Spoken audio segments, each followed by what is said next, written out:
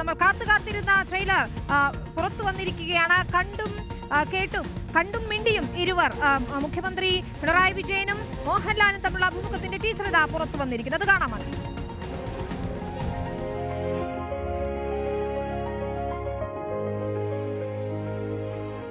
എൻ്റെ ഒരു സുഹൃത്ത് രഹസ്യമായിട്ട് പറഞ്ഞു, മുഖ്യമന്ത്രിക്ക് വളരെ ഇഷ്ടപ്പെട്ട സിനിമ രജനീകാന്തിന്റെയാണ്.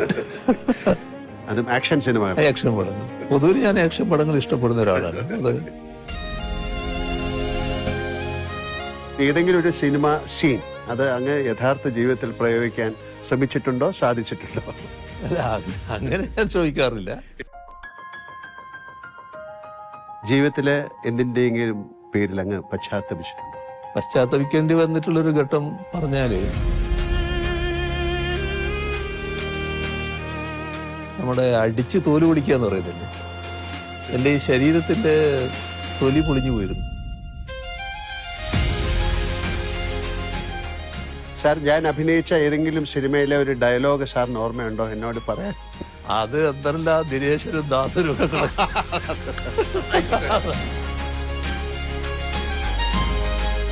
എന്റെ കേരളം, അങ്ങയുടെ കേരളം, നമ്മുടെ കേരളം. റഹീസ് റഷീദാണ് ചേരുന്നത്. റഹീസ്, ജനങ്ങളെ നെഞ്ചിലേറ്റിയ രണ്ടുപേർ എന്ന് പറഞ്ഞുകൊണ്ടാണ് ഈ ടീസർ പുറത്തു വന്നിരിക്കുന്നത്. മുഖ്യമന്ത്രിയും മോഹൻലാലും തമ്മിലുള്ള ഒരു അഭിമുഖം ഏത് രീതിയിലായിരിക്കും എന്നുള്ള സൂചനകൾ നമുക്ക് ഇത് ലഭ്യമാണോ? കാരണം സിനിമയെക്കുറിച്ച്, വ്യക്തിപരമായ കാര്യങ്ങളെ കുറിച്ചൊക്കെയാണ് കൂടുതലായി പറയുന്നതെന്ന് തോന്നുന്നു.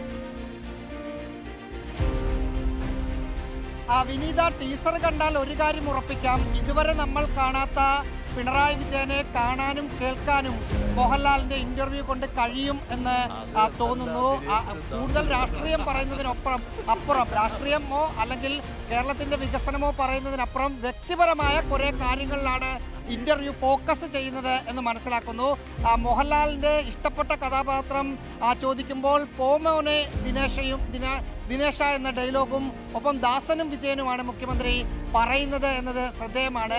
ഒരു സാധാരണഗതിയിൽ ഇരിക്കുന്ന ഒരു മുറിക്കകത്തോ അല്ലെങ്കിൽ ഔട്ട്ഡോറിലോ ഇരുന്നുള്ള ഒരു ഇന്റർവ്യൂ അല്ല എന്നാണ് ടീസർ കാണുമ്പോൾ മനസ്സിലാക്കുന്നത്. ക്ലിഫ് ഹൗസിന്റെ പല പ്രദേശത്തോടു കൂടി നടന്ന് മുഖ്യമന്ത്രിയുടെ ക്ലിഫ് ഹൗസിലുള്ള ഒരു നായയുടെ അടുത്തൊക്കെ പോയി മുഖ്യമന്ത്രി നിന്ന് അതിനോട് സംസാരിച്ച് മുന്നോട്ട് പോകുന്ന തരത്തിലാണ് ഈ ഇന്റർവ്യൂ ഉള്ളത്.